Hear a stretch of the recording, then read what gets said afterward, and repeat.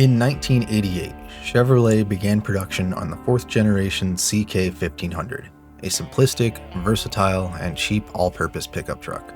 The designers at General Motors were simply trying to make a great pickup truck, and they succeeded.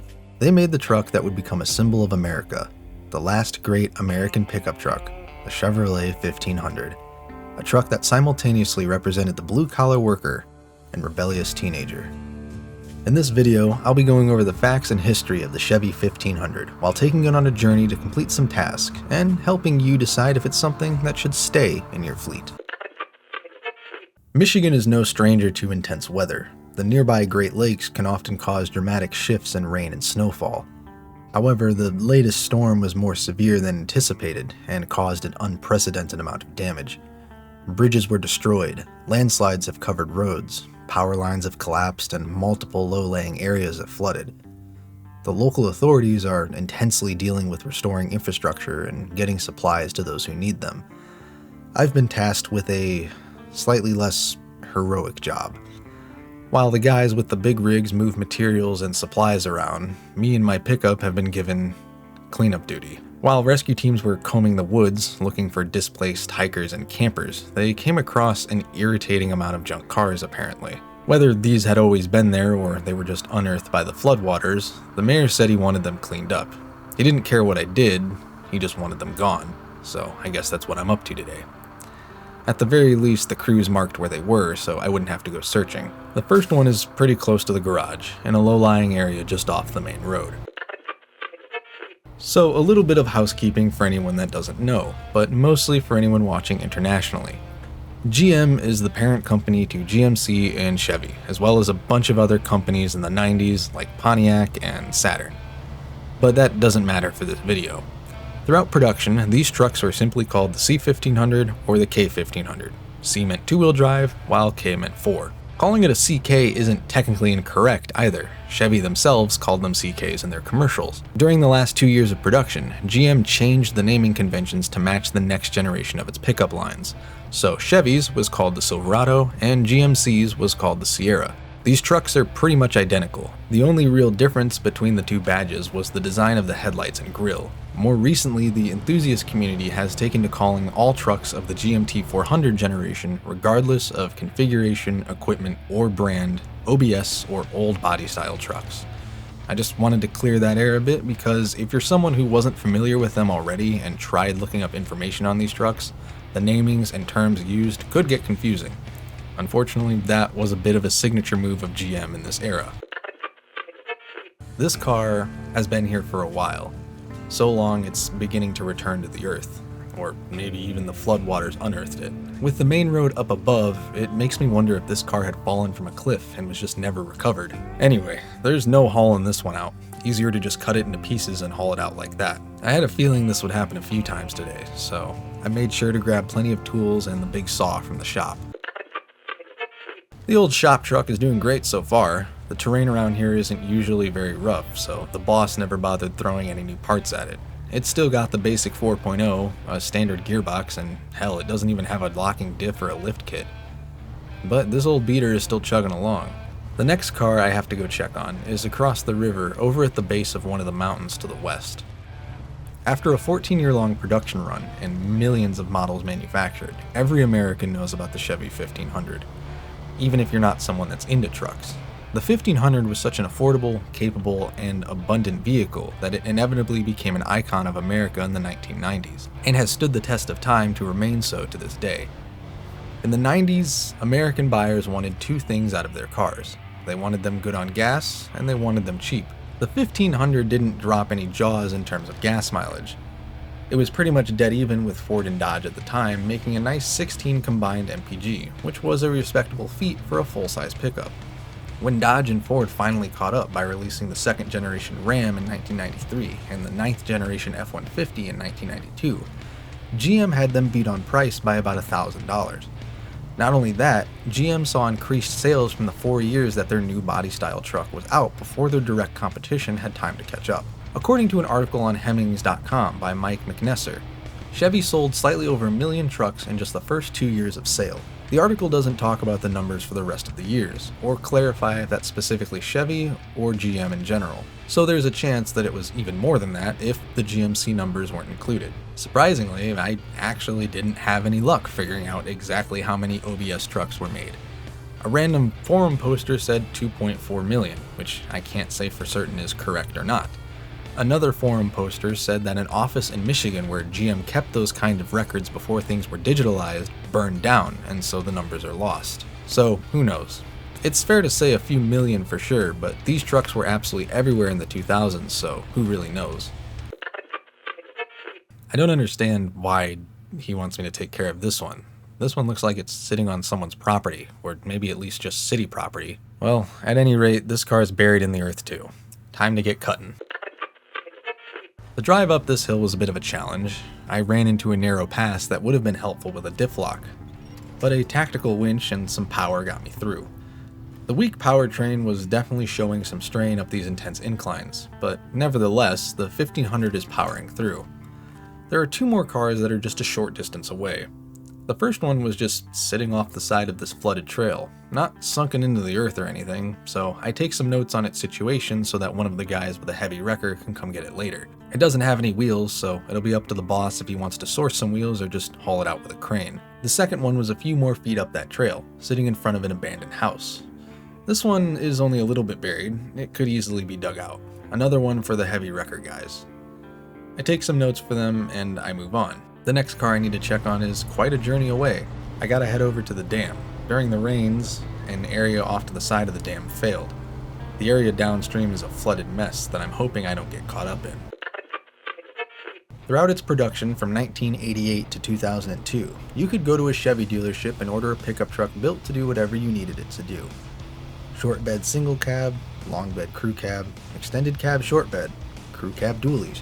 You could get a V6, 4 different sizes of V8, or your choice of 3 diesels. Every picture of a 1300 looks slightly different because all the different options created 6 different wheelbase frames for the body to sit on, plus a large array of customization options and special packages. You could get these trucks with a 4.3-liter V6 making 200 horsepower, a 5-liter V8 making 230 horsepower, a 5.7 V8 making 255 horsepower, a 7.4 V8 making 290, which was only available in the 1500 if it was the SS trim, and an 8.1-liter V8 making 240 horsepower that was only available in the 3500 heavy-duty trucks. As for the diesels, you could get a naturally aspirated 6.2-liter V8 that made 150 horsepower and 280 torques, a 6.5-liter V8 that made 155 horsepower and 275 torques, or a turbo 6.5-liter V8 that made 195 horsepower and 440 torques. Actually, every one of those engines has multiple figures for how much power they produce listed. This is partially because the output changed depending on which transmission they were mated to, as well as GM making minor improvements to the engines in the early years, as well as in 1996 having to switch to OBD2 compliance, meaning the engines had to get cleaner and more efficient, which meant ditching carburetors and translated to more power. These engines have absolutely stood the test of time, being reliable, simplistic pushrod V8 designs. They were built durable and rev low to keep the intensity down. The most common failure point on these trucks was actually the automatic transmissions. A majority of OBS trucks have either the 700R or the 4L60E transmission, which as the trucks got older, developed issues with slippage, hard shifting, and failing when towing. I can speak from experience about the 4L60. My Astro had the same 4.3-liter V6 and 4L60 powertrain. It was a high-mileage transmission, and it shifted hard. Even during the summer, I would have to let the transmission heat up before putting it in drive, or the shift into drive was so aggressive it would feel like something broke. Eventually, that transmission lost reverse completely, and I sold the van. But GM put the 700R and the 4L60 in nearly every single one of their models at the time, even some Pontiacs and Buicks. So if your transmission did fail, you could go to your nearest scrapyard and practically trip over them. The OBS Chevys also came with a 4L80 transmission, which was a much stronger transmission with an 18,000-pound tow rating. Interestingly, this transmission was also used in a lot of luxury cars, such as the 1995 Bentley Continental, the 97 Aston Martin DB7, and the 94 Rolls-Royce Spur. I used the back trails to get around to the tunnel headed to the dam. There's a landslide blocking the main road currently.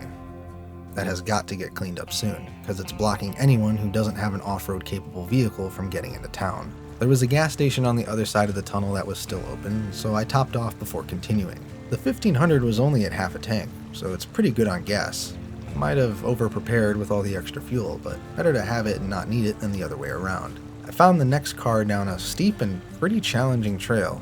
Made me wonder if this car was washed up when the river swelled or if it had just fallen off the trail. It seems like it could be hauled out with a wrecker, but does anyone really want to get a big truck down here? I'll just go ahead and cut this one up too.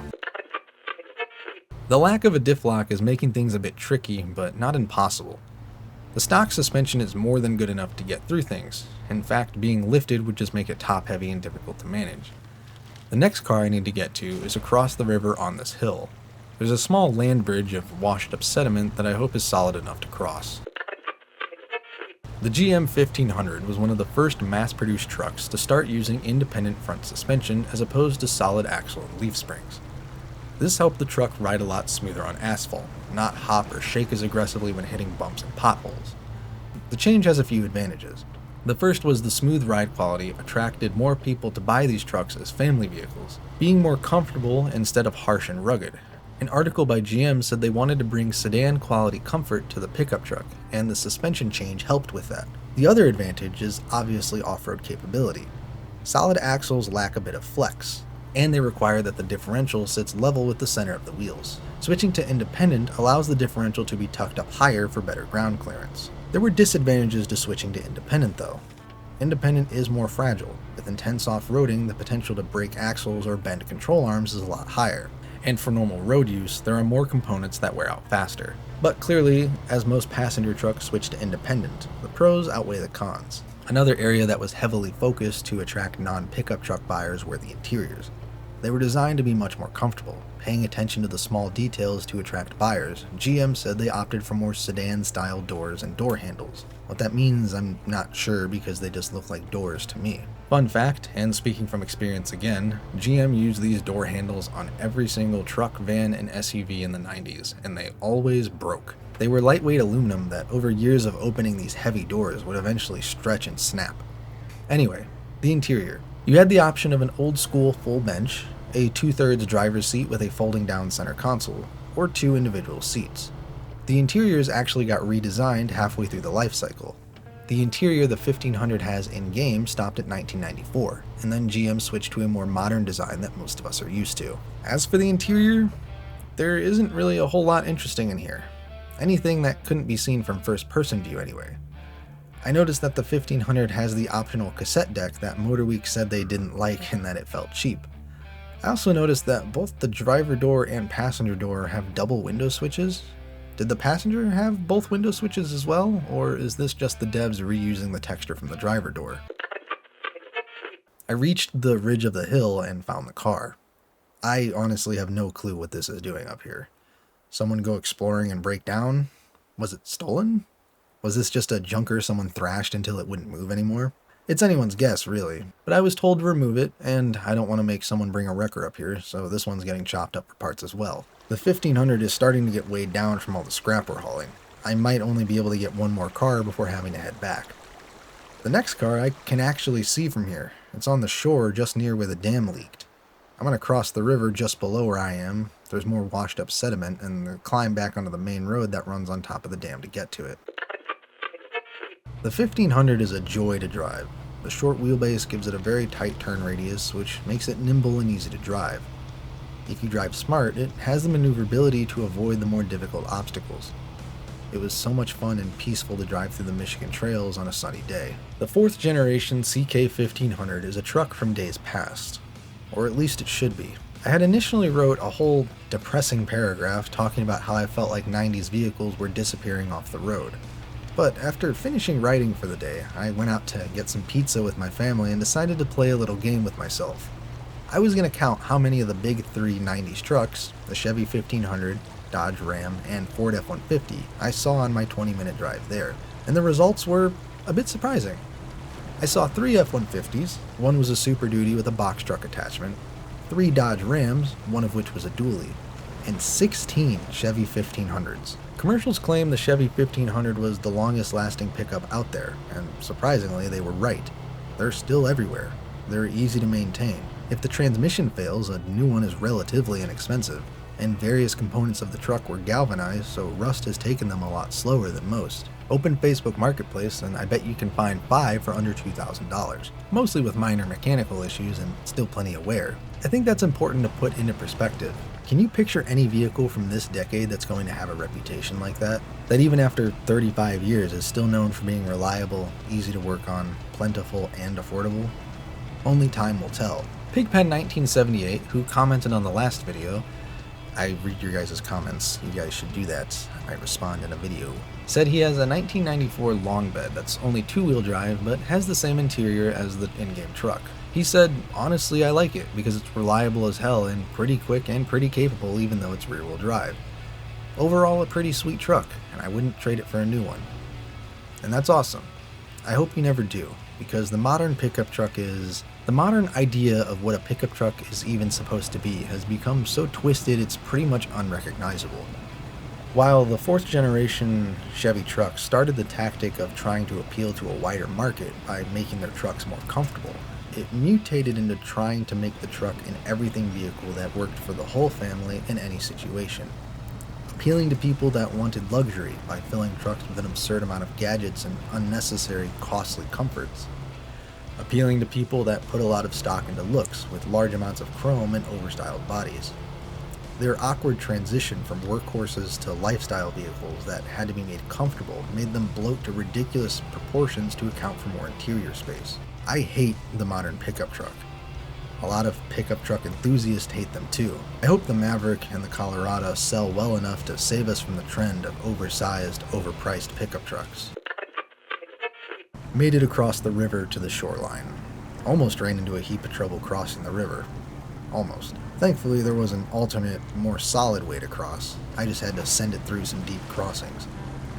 This car is pretty much whole and a good easy candidate to get picked up by a wrecker as well. There are a few other cars to go check on, but unfortunately the lack of a lift kit is actually becoming an issue. The trail up that big hill earlier had lots of crests and valleys, and I slammed the front end of the truck down a bit too hard coming over some peaks. The engine's running poorly, and I don't want to break down out here. Not only that, my only way forward is my choice of 2 river crossings, which, after how the last one almost went, I'm a bit nervous to do with a slightly damaged truck. Thankfully there's a sister company out here that we partner with sometimes that also has a garage, and I'm pretty sure they'd let me stop in just to get it checked out. So that's where I'm gonna head to finish off this journey.